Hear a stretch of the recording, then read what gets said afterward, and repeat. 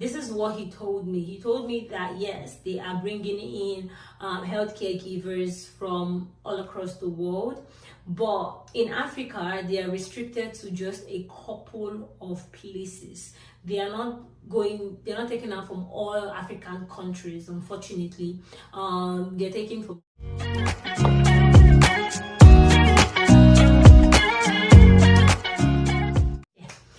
Hello and welcome back to my YouTube channel. My name is Chinaza, and if this is your first time here, you are welcome, okay? And if you're a returning subscriber, how you doing? Thank you for sticking with me, and thank you for coming back.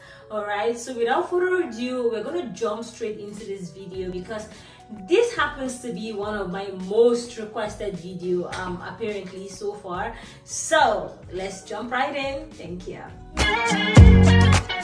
So in today's video, we're going to be discussing something that if you go through all my comment section for the past month, you are going to be seeing at least 5 people asking this question. And what is that question? How do I come to the United States as a healthcare giver? Yep. And today I'm going to be explaining how you're going to do it. And I'm also going to be telling you about an agency that will take you from the beginning to the end. So make sure you stay tuned to the end of this video.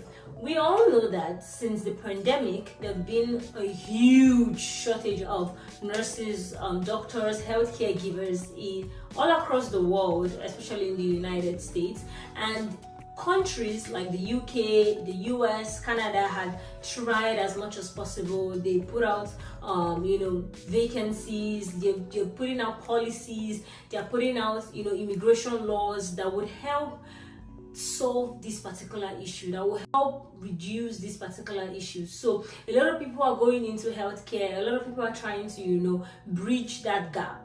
Alrighty, since the pandemic, this has been a huge thing that everybody has been working towards. All the governors, all the governments in each government spheres has been working towards this particular thing. Alrighty, now without further ado, I'm going to explain what a healthcare giver is. So in the United States, there are different levels, and this particular level I'm talking about today is called the Certified Nursing Assistant, also known as a CNA. Some states you hear them call them personal aides or healthcare aides or healthcare worker. All these things still means the same thing. Alrighty, who is a CNA? A CNA is somebody who assists an individual to achieve their basic activity of living. So activity of daily living, this is what they help them do, help assist them with their bathing, assist them with grooming, assist them with eating, basically all the things that they have to do for this person. They are basically living for this person at this point. So the things that they can't do for themselves, if they can't go to the bathroom themselves, they help them. If they can't clean themselves, they help them. They are basically the ones who assist them to do everything of their daily living. Okay, they're always there with the patients. They know their routines. They are the best people when you go into any hospital and you ask, oh, this patient, they're the best people to tell you about your patient's routine, what they like and what they don't like. They're number one. So that is who a CNA is. And that is their roles and that is their responsibilities. Educational requirements for a CNA, they would need to have a minimum of a high school diploma. So meaning you have to finish secondary school. You must have your WAEC, you must have your high school diploma, you must have finished secondary school, you must have finished high school. Okay, now this is not a required document, but these are additional pluses. Number one is have certifications that would prove that, oh, you are a CNA. So there are some schools that run programs for 3 months, 6 months, 1 year, and a year and 6 months, depending on these schools. I know there is one in Lagos, Nigeria, and they will train you on how to be a CNA, a personal aid, basically, to these patients, how to help them with everything that they do in their house. Okay, now that is one.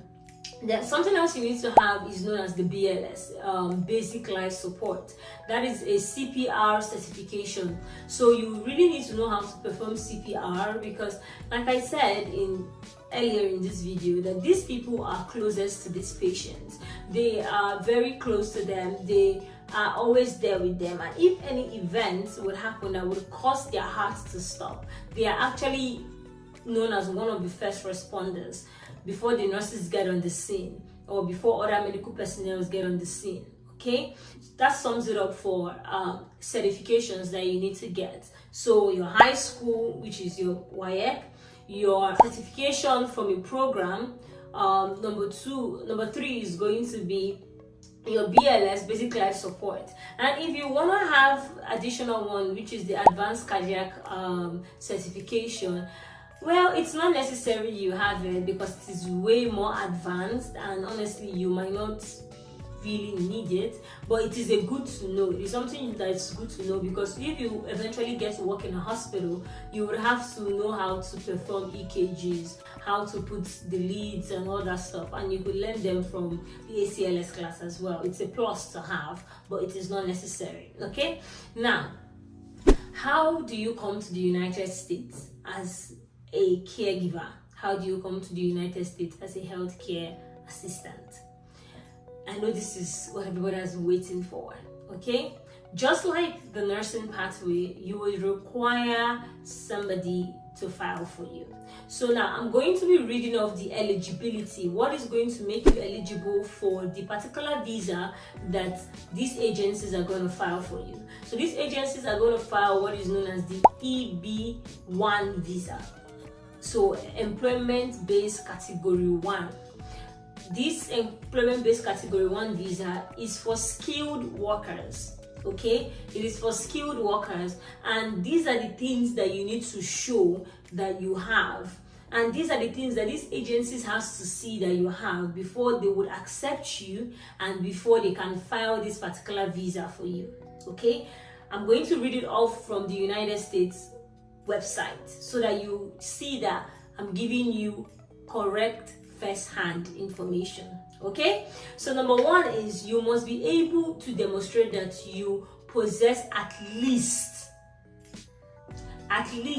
2 years of job experience, education, or training that meets the job requirement on the labor certification. Now, your labor certification on this point now is the CNA, which is what I've explained before. You need to show that you know how to give care to this patient. You need to show that you've gone through the training that is required for you to be able to give care to this patient.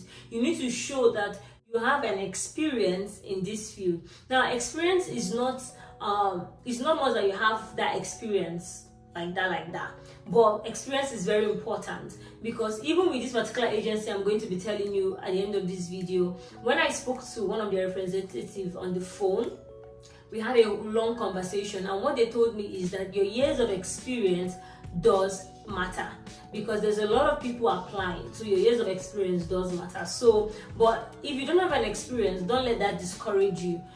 If you have the education, if you have all the certification, you can try your luck, you can apply. And some of these facilities where the agencies are going to place you would still train you. Okay, but reading off the website, you should have something that proves that you have the required education, you have the required training, you have the required experience that meets the job requirements. Okay, number 2 is relevant post-secondary education may be considered as training. You see, so when they say, initially I was like, oh, you need 2 years job experience, education, or training. Now they're saying that if you have a post-secondary school, like after high school, you'll be able to have a training, like I mentioned. Some people do 2, 3, 6, 12 and 18 months training. If you're able to score any of these trainings and you have their certificates, and this proves that you have the certificate, they would consider those education as what? As training. Alrighty? Then the other one I want to say is, the last evidence you have to be able to prove is that the work that you're coming in to do, the CNA job that you're coming in to do, there have to be no available people in the United States to do it. That is what they mean. And if you've been watching from the beginning of this video, you must have heard me talk about the increased shortage. The increased shortage in nursing is so wild that it goes up to that they have already speculated by 2030 that it's going to be over millions. Right now it's still in the million though. So but it's going to be way more than what it is right now. Okay, so there is already a shortage, so you're already covered on number 3. You're already covered on that part. Okay, so you really need the few things I had already mentioned earlier. You need to have at least a few years of experience. You need to have the certificates that is required. You also need to have the the post-secondary school education that I mentioned. Okay, just have this couple of things and you are good to go. And what you need again is a labor certification, which you're gonna get, and a permanent full-time job requirement, which you're also going to get with these agencies. Okay, these agencies now are going to prove that you can get this. These agencies now are going to prove that they have given you a job. So these are the things that they now need to put together to be able to file this visa for you and for you to be able to apply for this visa, and they are going to give the visa to you. Okay, and this is a green card visa. It's a green card visa that you're going to get from the beginning.